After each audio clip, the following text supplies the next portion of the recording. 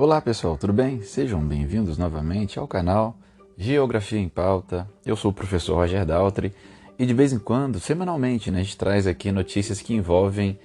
esse universo geográfico, esse universo à luz da geografia, em contextos e em conceitos, além de atualidades, tá galera? Nos últimos dias, a gente tem visto um avanço do terrorismo global, principalmente alicerçado nas modificações que a gente observa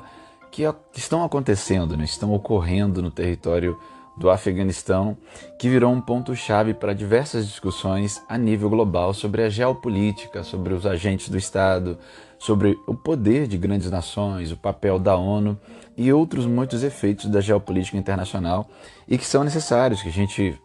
analise, observe e que a gente fique atento ao nosso dia a dia. Hoje, já quase como uma playlist, né, vamos falar um pouco mais sobre essa situação que está envolvendo esse território do Afeganistão e toda essa região da Ásia Central, de parte da Ásia Central, onde o Afeganistão ali está localizado, e como isso está ligado ao nosso dia a dia, como isso pode alterar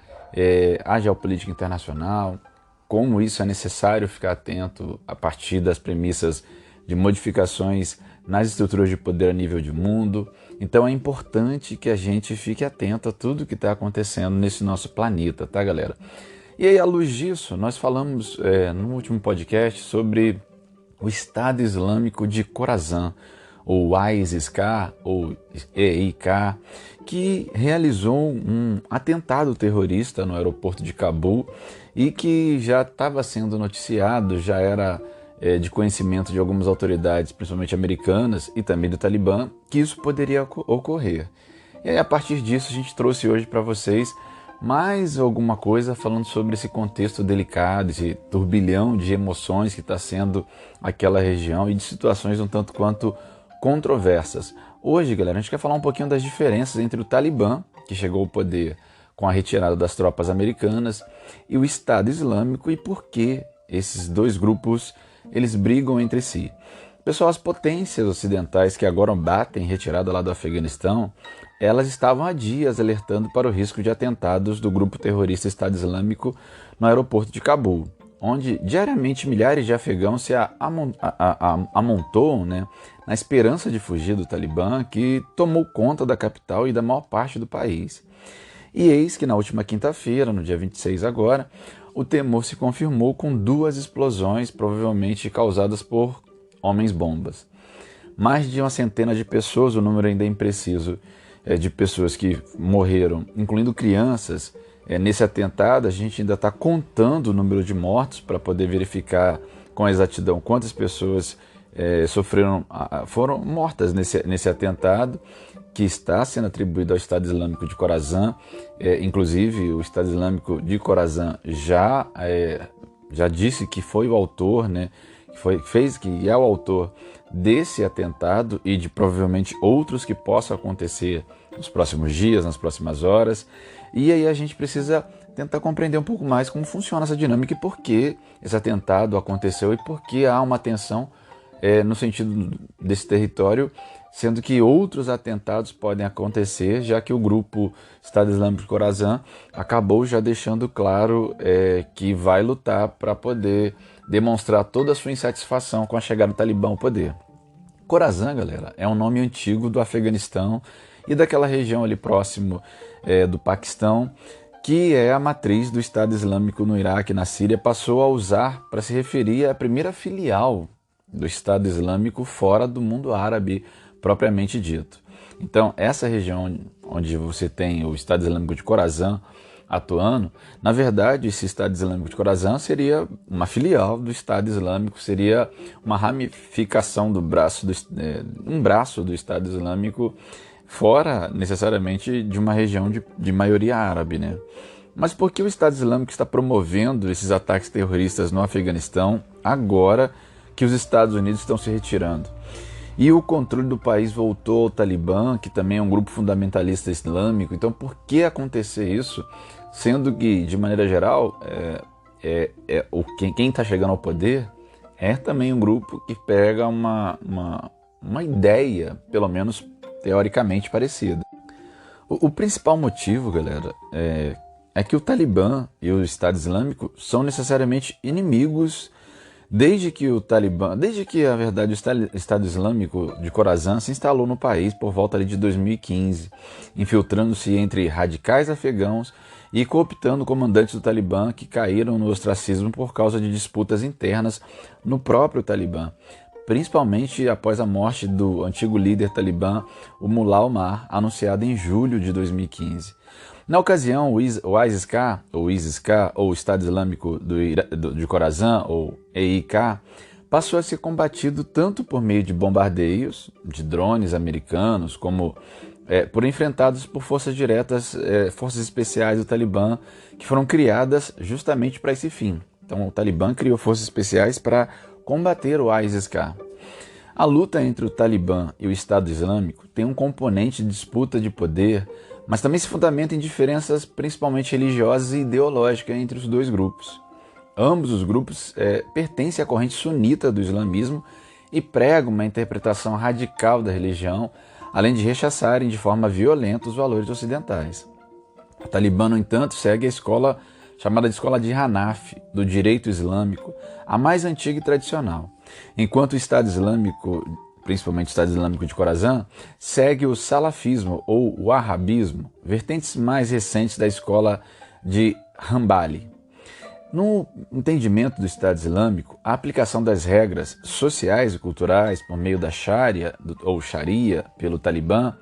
não é rígida o suficiente, e aí você tem ali uma dinâmica que já faz com que os grupos pensem de maneira diferente acerca de um mesmo assunto, que é a questão religiosa. O Talibã também costuma ser associado principalmente por seus detratores do Estado Islâmico ao sufismo, por ser uma linha mística do islamismo predominantemente no Afeganistão, apesar dela ter sido suprimida durante o regime do Talibã. O Talibã também é menos engajado na violência sectária contra os xiitas, a segunda maior corrente do islamismo, que é prevalente, por exemplo, no Irã, país vizinho do Afeganistão, do que outros grupos radicais sunitas normalmente pregam e acabam fazendo, como é o caso, inclusive, do Estado Islâmico, né? Uma perseguição a alguns grupos xiitas no mundo, principalmente naquele mundo lá, naquela região lá do nosso planeta. O Estado Islâmico considera que os sufistas são politeístas, por causa da veneração a santos, e que os xiitas são apóstatas, e por isso devem ser eliminados com a morte, um tanto quanto radical essa visão. A diferença profunda na abordagem que os grupos dão à jihad, que é a guerra santa islâmica, né? A ideologia do Talibã foi influenciada pelo egípcio Said Qutb, um ideológico da Irmandade Muçulmana, exceto no seu aspecto pan-islamista ou antinacionalista, porque o Talibã, com o objetivo da implantação de um Estado Islâmico dentro e fora das fronteiras do Afeganistão, tem uma ideia de um crescimento territorial, da tomada territorial, mas de uma maneira um tanto quanto diferente daquela que a gente vai encontrar no Estado Islâmico, que busca esse controle territorial, a criação de um califado islâmico, com uma leitura um pouco diferente, por seguir uma linha diferente de escola islamista, de leitura da Sunna de maneira diferente daquela que a gente vai ver no Estado Islâmico. Então o Talibã e o Estado Islâmico acabam tendo interpretações diferentes por seguirem escolas diferentes dentro do próprio Corão, do próprio Alcorão, da leitura das escrituras sagradas que a gente vai ter relacionada ao islamismo. O Estado Islâmico nasceu de uma filial da Al-Qaeda no Iraque, isso, o Estado Islâmico oficial, né? A Al-Qaeda original, criada pelo terrorista saudita Osama Bin Laden, o mentor, inclusive, dos atentados do 11 de setembro de 2001 lá nos Estados Unidos, que também tinha uma ideologia ligada a uma jihad global e um pan-islamismo para poder levar para além das fronteiras dessa região os conceitos, os preceitos de Maomé e da leitura islâmica, né? Por isso os atentados, por isso a tentativa de reconhecimento internacional e a Al-Qaeda do Iraque, que acabou dando origem, pós invasão do território iraquiano pelos Estados Unidos, que vai dar dando origem ao Estado Islâmico, que se torna muito importante, que se torna muito conhecido, principalmente a partir de 2014. Havia uma tolerância mútua entre Estado Islâmico e Talibã. Eles são inimigos mortais. E a guerra entre eles é provavelmente próxima a ser travada, está muito próxima de ser travada dentro do território afegão. Mas do ponto de vista geopolítico, a gente tem uma relação ali que, enquanto a presença dos Estados Unidos era marcante ali, você tinha um outro elemento que dificultava, inclusive, um embate incisivo entre esses dois grupos. E é claro, o fato também do Talibã ser, no território afegão, muito mais forte militarmente, em número de combatentes, em poderio bélico, também fazia com que houvesse uma desproporção nesse conflito entre os dois grupos. Com a saída dos Estados Unidos do território, das tropas ligadas a países ocidentais e tropas de outros países que estavam atuando no território do Afeganistão, você tem ali agora um embate que pode ser direto e que provavelmente o será. A gente vai ter, claro, que esperar os capítulos dos próximos acontecimentos no território do Afeganistão. Do ponto de vista geopolítico, isso significa que a China, a Rússia, o Paquistão e possivelmente as potências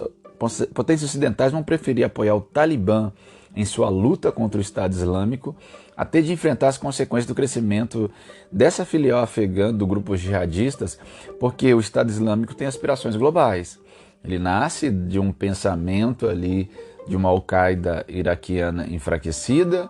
mas que tem essa ideia de provocar, levar esse fundamento islâmico a diferentes espaços e não somente ao espaço onde está incrustado esses países de maioria muçulmana. Então isso é uma coisa delicada que provavelmente vai levar as grandes potências a apoiar o Talibã nessa luta contra o Estado Islâmico que está atuando no território afegão, o ISIS-K, né? Ou seja, a aposta nesse momento no pragmatismo da comunidade internacional, o Talibã ele vai ter a chance de se legitimar externamente, apesar da opressão que ele vem a impor aos grupos afegãos, do revanchismo de quem apoiou os americanos. Contudo, pessoal, depois de ser expulso do Iraque e esmagado na Síria, o Estado Islâmico pode tentar usar a retirada americana e dos seus aliados lá do território do Afeganistão para usar o país como uma base para campanhas de terror internacional. Como o Talibã vai reagir a isso é uma questão de grande impacto, inclusive na segurança global. Por isso é necessário a gente ficar atento, né? Talvez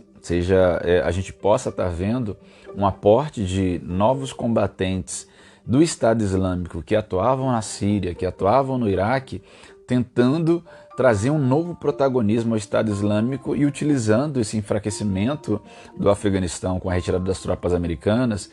do território do Afeganistão para poder vender a imagem de um fortalecimento do Estado Islâmico a nível de mundo, já que a propaganda do Estado Islâmico ela foi muito forte a partir de 2014, conseguindo engajar muitos combatentes e apregoando uma ideia de terrorismo global que, por algum momento,